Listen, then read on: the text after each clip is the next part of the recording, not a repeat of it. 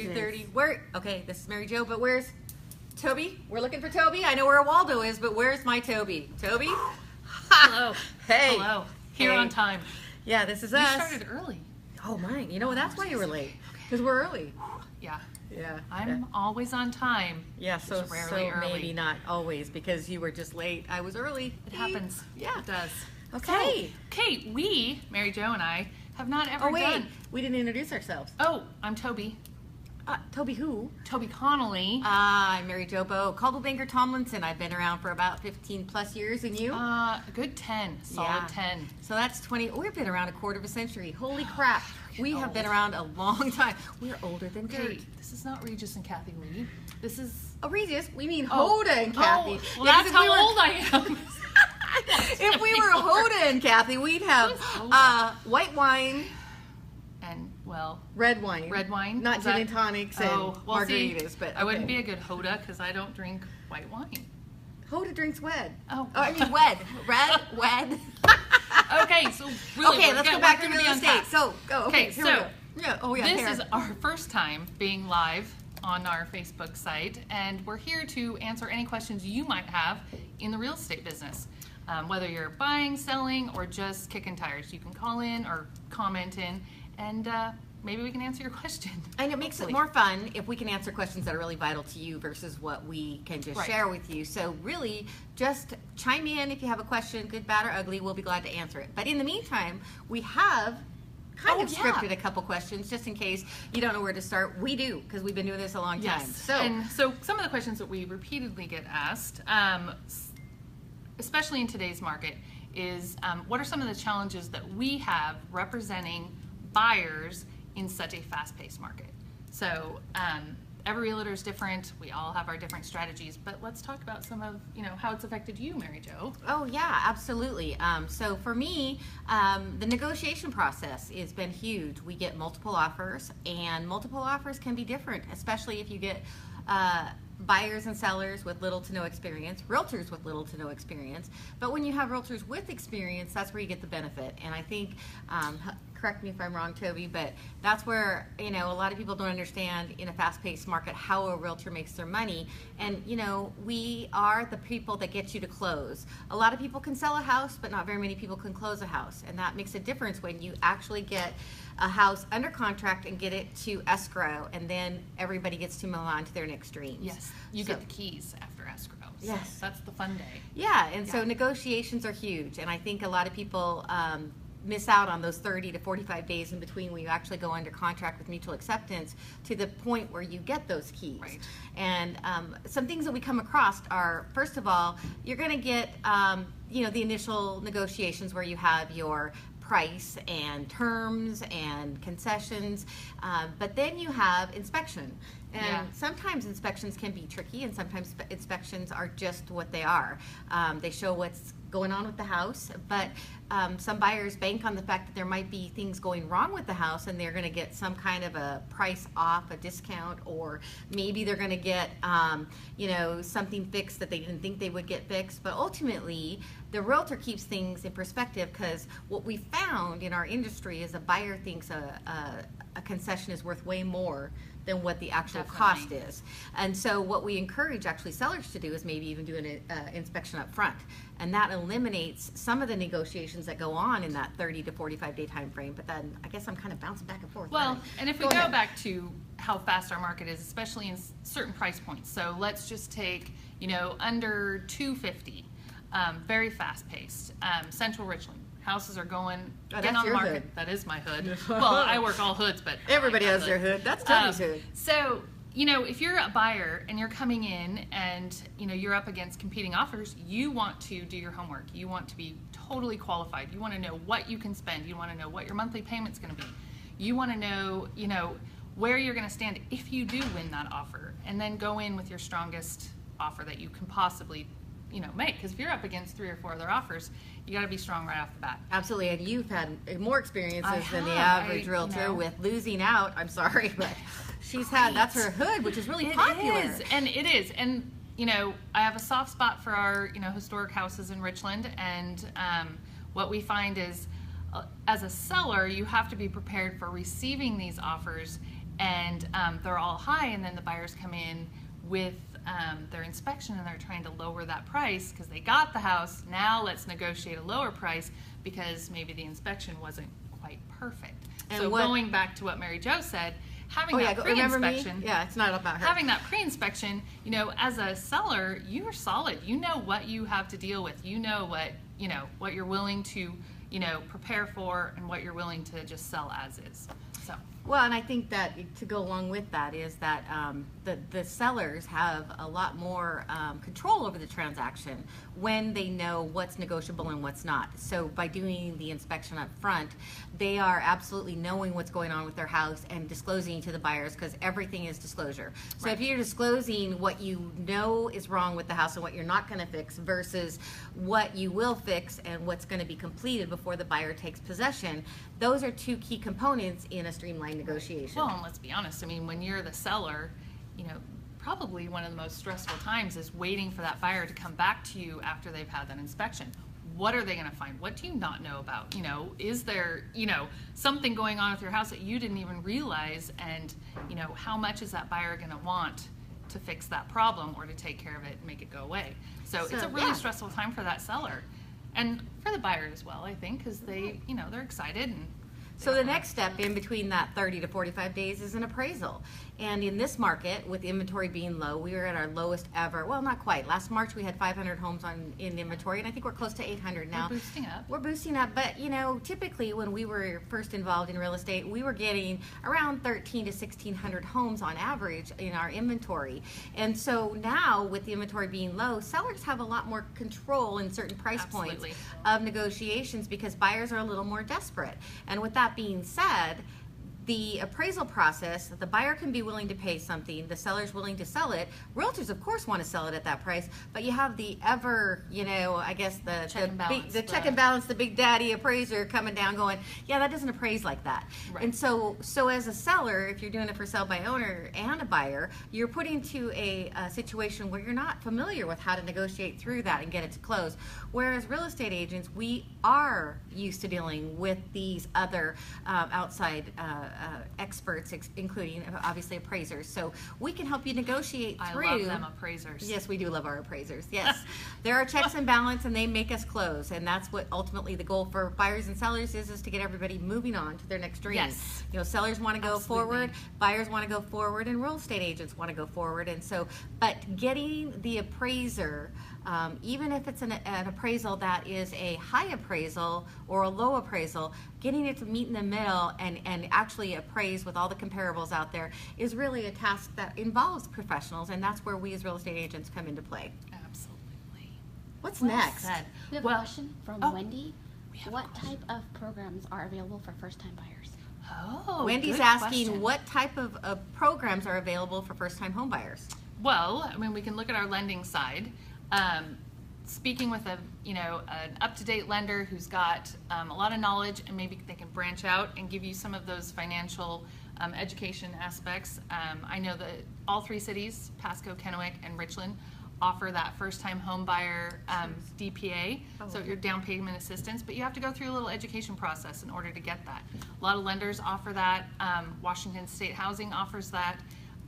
So education is just a great tool for a first-time home buyer because it takes you through every step of the home buying process. And then lenders, a lot of our local lenders have classes for first-time home buyers, or not even a first-time home buyer, just a buyer.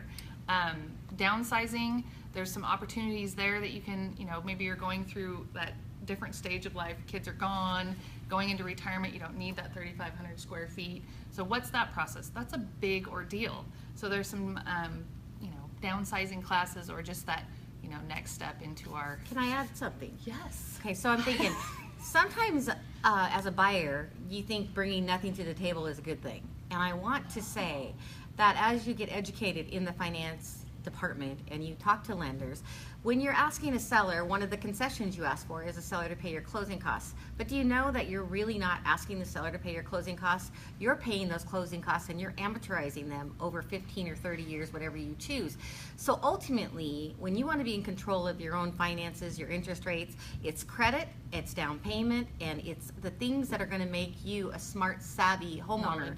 Knowledge is power, but also money is power. So if you're getting, if you can put down $6,500 in closing costs, which is a lot, but if you could do that, let's just say $5,000 and make it a little bit better. It's better math. It's better math, excellent. And if you can do that, then rather than finance it, you're saving yourself so much money, because you could amortize $5,000 over 30 years and figure out it's going to cost you maybe $15,000. I don't know. I could do the math, but I wasn't prepared on this particular topic. But either way, you could do it. It's really easy. And the bottom line is that when you put that money down, you're paying for it up front and you're not amortizing it over 30 years. And so we totally encourage you to be in control of the buyer's side of the transaction by knowing what those costs are, what you can afford, and the least amount of things in this market that you ask the seller to pay for, the stronger your offer is when you go to put an offer on. Because right now, sellers don't have to take an offer with buyer paid closing costs. Right. And that's a huge component in making a solid offer that will actually go to closing versus just making an offer and doing it multiple times. So that's why you need a real estate agent in the way that we can teach you different ways to approach a seller that are both for their good and your good. So, it's all about kind of being a team.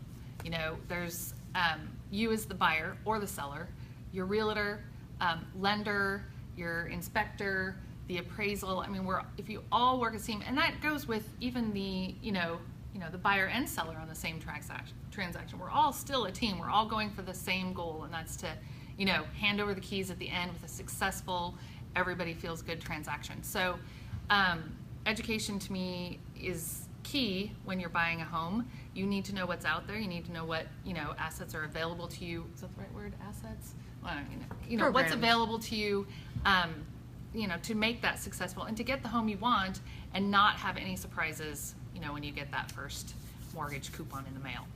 So, all right, did we answer that? So yeah, there's I think lots so. of Any other programs questions out there yet, Josefa? Just great job from Araceli. Oh, nice. Oh, excellent. Thanks, Araceli. So the next kind of tidbit we wanted to kind of go with is... It's always a surprise to me. Yeah. So we talked... Marjio got for Toby today. So we talked a little bit about negotiations, and I think the key with negotiations is, again, we talked about knowledge, but what you don't know is probably just as important as what you know. And so for us, I think we need to take a little step back and go, when you're starting your negotiation process, we talk a little bit about the buyer going in and not only knowing their funds and what they're going for, but what are your options once you've negotiated? So let's say the buyer wanted an inspection. Mm-hmm. Which we always encourage. So the negotiation process for the buyer is huge. He has options at that. They have options. She has options. So you get into a contract, but you've got a lot of contingencies. And I'm thinking that, maybe the buyers don't get that just because you sign a deal doesn't mean you can't explore what we call like a feasibility or the best use of the property or finding out. So if you bought a house that was built in 1980 and you find out the wiring is old, the plumbing's old, and it's overwhelming for you, right? You don't have to necessarily go forward with that. Or you can with asking for modifications. Well, and one thing that I come across is when I have buyers, especially buyers... Do you have a question? Oh, my gosh. I don't want to interrupt. Taylor says, under what circumstances would it be most appropriate to sell your home on your own? Would you recommend hiring a realtor in most instances? Oh. So the question is what circumstances would we ever recommend? Question. Yes, it is a good question. Homeowners to sell on their own. And, of course, we're real estate agents and we see the downfall on the backside of it. And so I guess for us, we're going to tell you probably more reasons why you should. And I guess we can kind of banter back and forth here. If you want to go with the first one, I can go with the second one.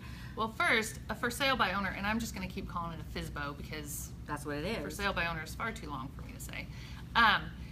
We do see more of those, especially in today's market. We seem to see, more people selling their homes on their own because of our low inventory. They're going to be probably statistically more successful.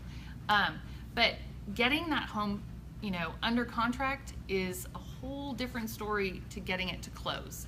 So there's a lot going on between, hey, I accept your offer, to, okay, now we've just transferred that deed.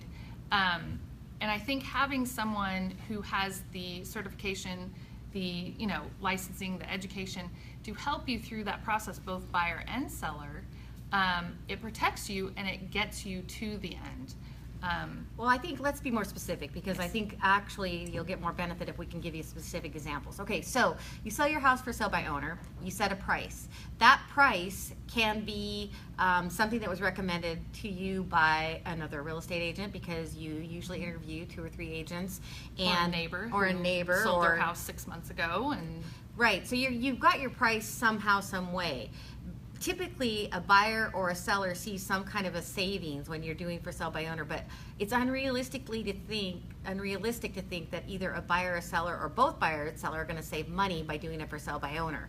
And where it can cost you is it can cost you the deal, because you don't know the next 3 steps, like Toby was alluding to, is that you have you get the deal mutual acceptance, but you go to either the inspection or the appraisal, which we talked about earlier. If you can't negotiate through a bad inspection or a high or low appraisal, you'll never get it to closing. So that for sale by owner has lost its value of saving money if you can't get that to close, because that's time off the market.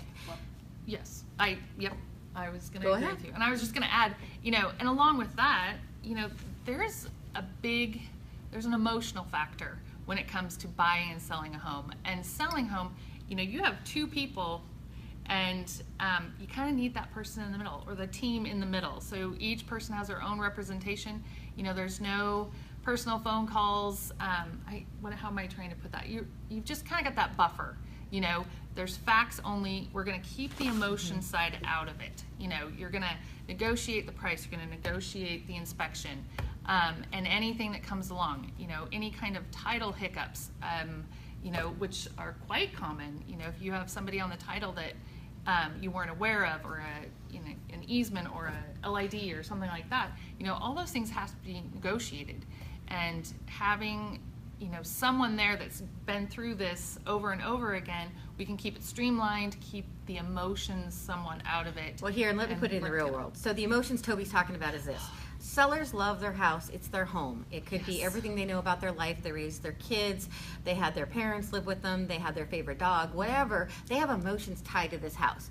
Buyers are looking at this house as a house, and it will be their future home, but they're thinking money, money, money. And so what they're thinking is what can I do to get this more affordable to me, when in fact, what you really want to do is maintain a value within a neighborhood. The worst thing you can do is be the highest in the neighborhood or the lowest in the neighborhood, and you want to maintain it has to have some sweet spot. So if you go to resell, if something happens in 2 years and you bought extremely low because it was a for sale by owner, and you go to sell at market value, you don't have any justification other than it was a for sale by owner. There's so many components into pricing a house, and if you do for sale by owner, then you're gonna actually deal with the consequences of that too. We have a question. Yeah. I know, and I'm super excited. I think we've had more questions than anyone else. Oh, that's because we're only the second live at 5. That's right. We're from Brooklyn. As a college student looking for my first place, what do I need to know about escrow? Oh. So her question, Brooklyn's question was, as a college student looking to buy her first place, what does she need to know about escrow? So what is escrow? Sure. Well, that's a very serious question.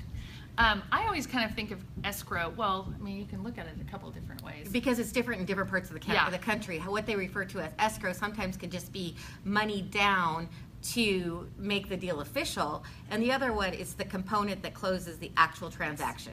So over here, when we go to escrow, that's who's holding all the factors of our deal. So they're going to make sure that everything is put together per the agreed upon contract. Yeah. So the monies are being distributed, they're being held there until everything's being... Yep, the escrow officer is actually the person who follows the contract line by line and execute it per the buyer and seller instructions. And the lender. Mm-hmm. So everything that's in there, your favorite title company will execute and get it to close, and then disperse the funds to the proper people, for the sellers, paying off prior mortgages, any other happen to be liens against the property. They're just making sure you're getting a title-free property. Right. And they're the people that they come to the very end, and they're the ones that we're poking at them. Come on, hurry up, everybody wants to close. And they're saying, they're like our ultimate check and balance. They're making sure we have everything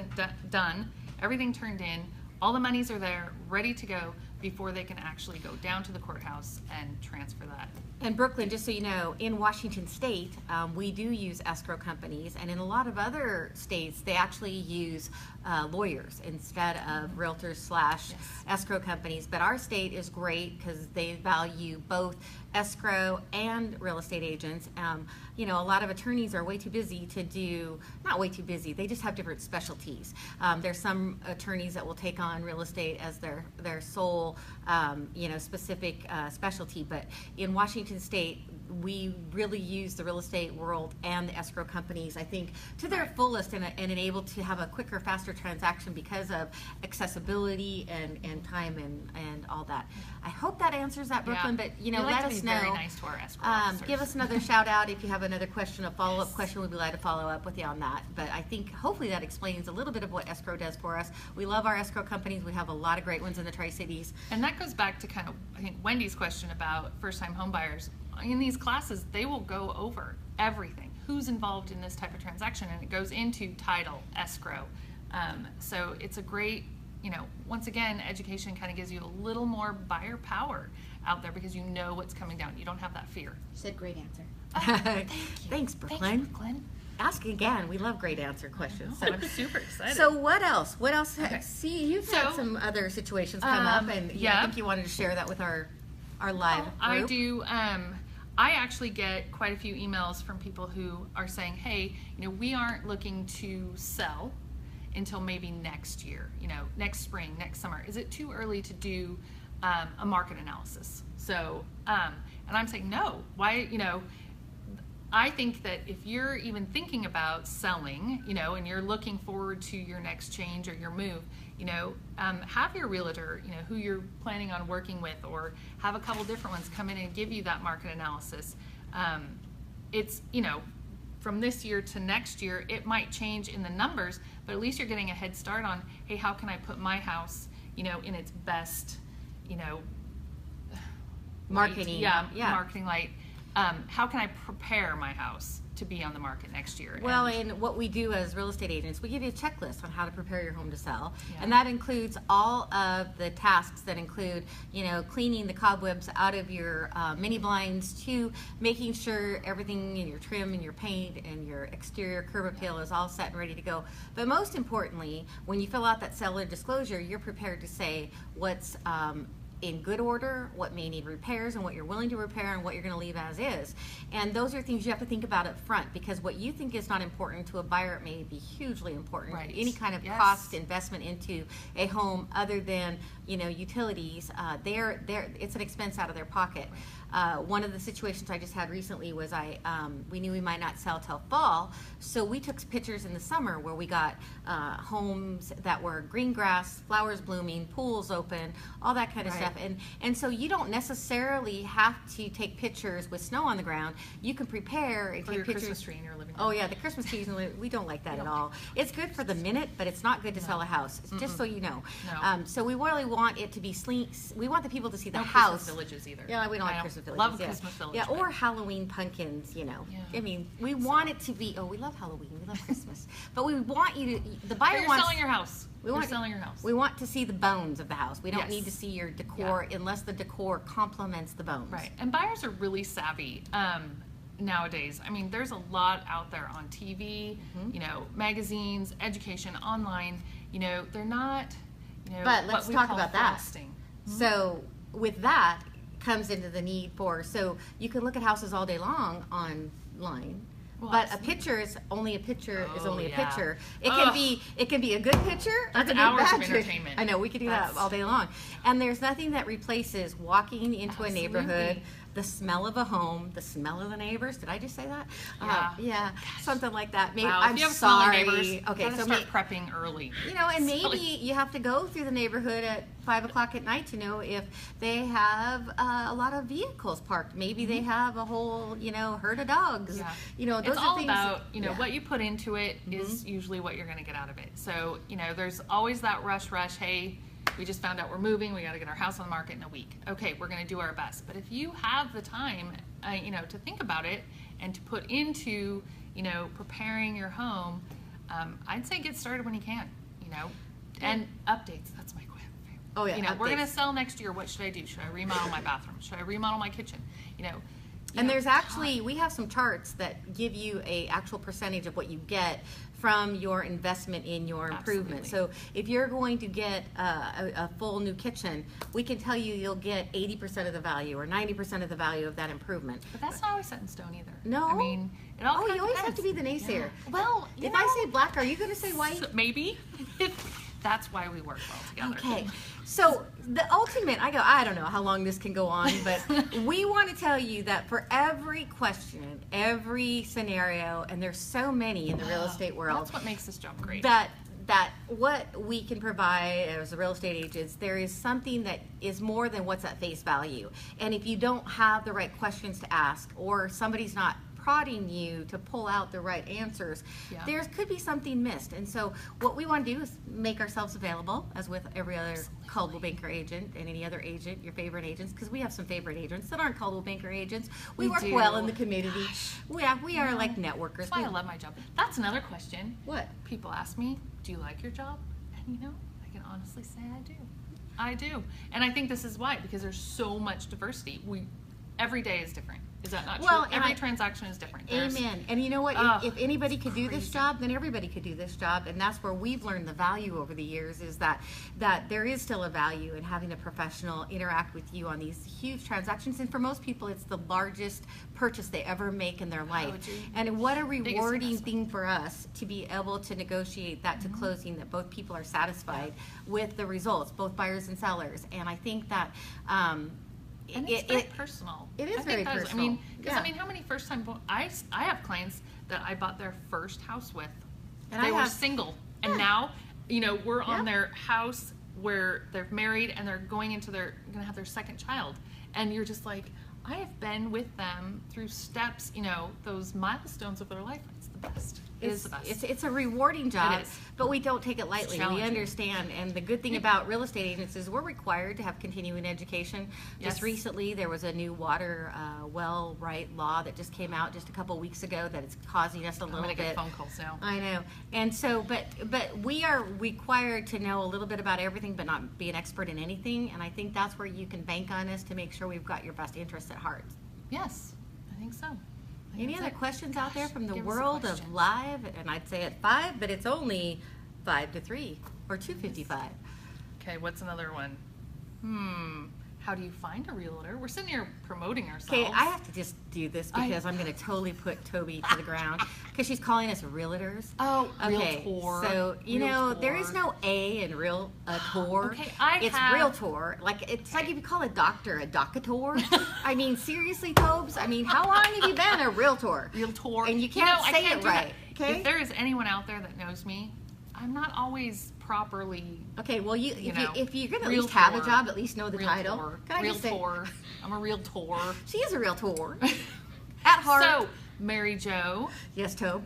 let's just pretend like we wouldn't say, you need a good realtor? I'll help she you. is again, realtor. Gosh, I am me. If you need I'm a just good accepting. realtor. Yes.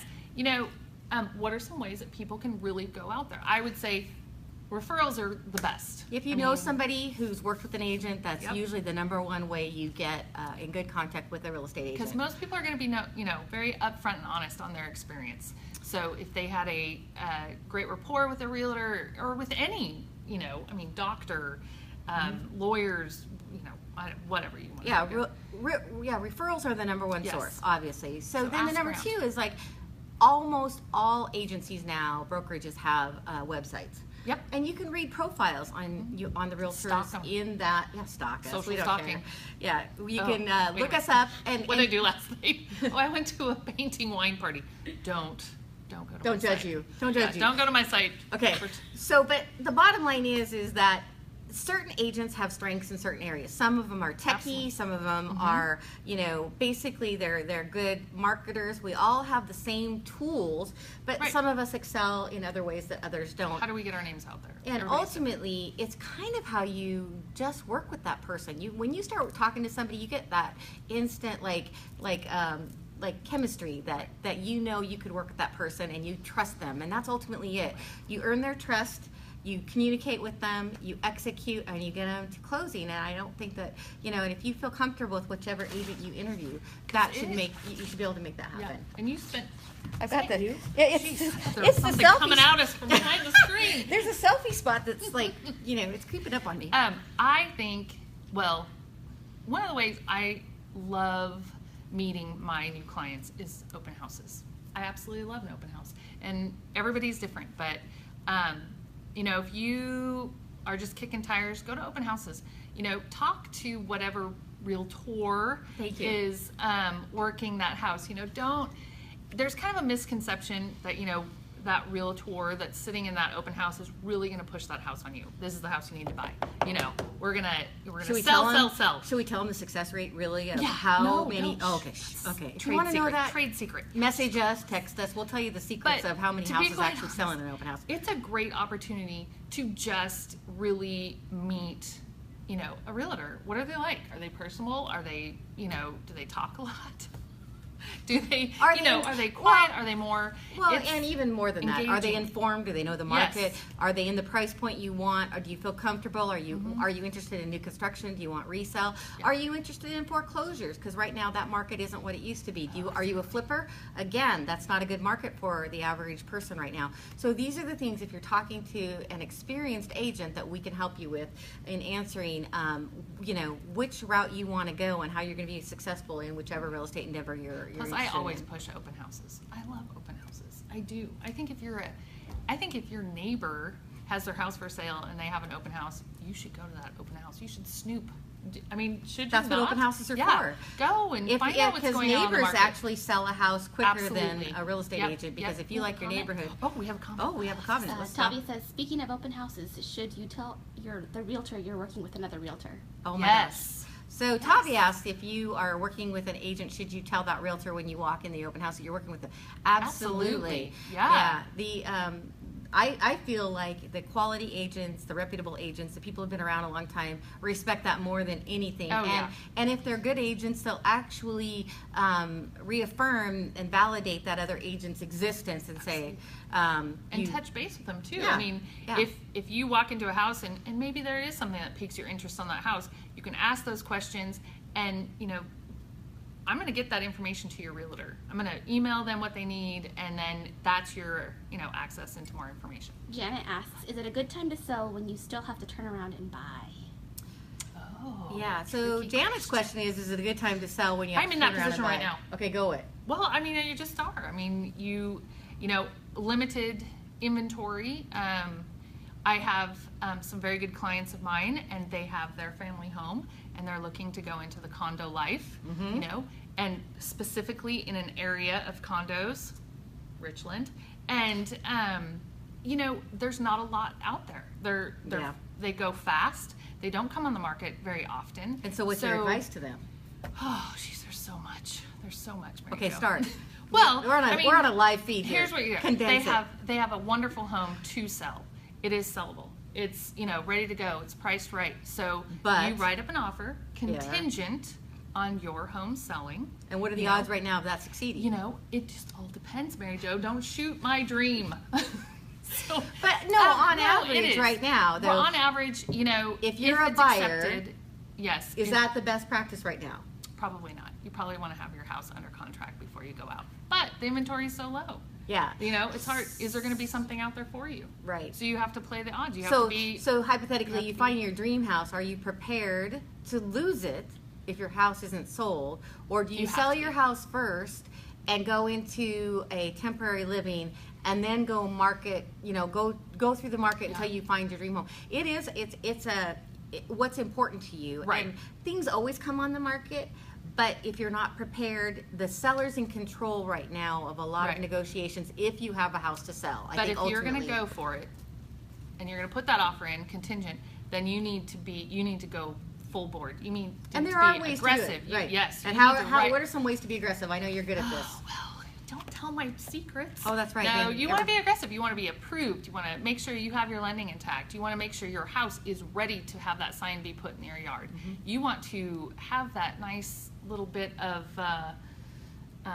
earnest money to throw out there, and you want to cut down those, your dates. Contingencies. Yes, your contingencies. Take them off if you can, and just be as aggressive as possible.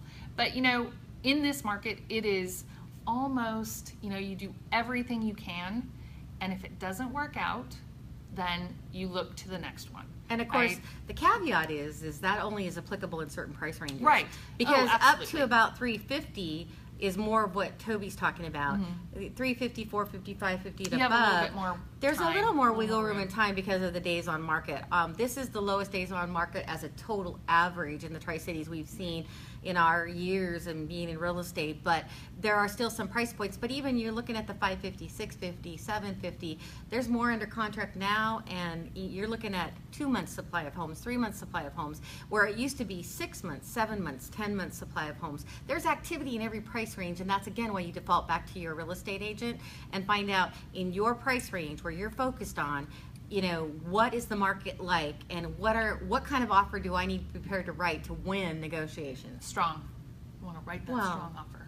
Strong. I say you go for it all the time. All right. Any other questions or?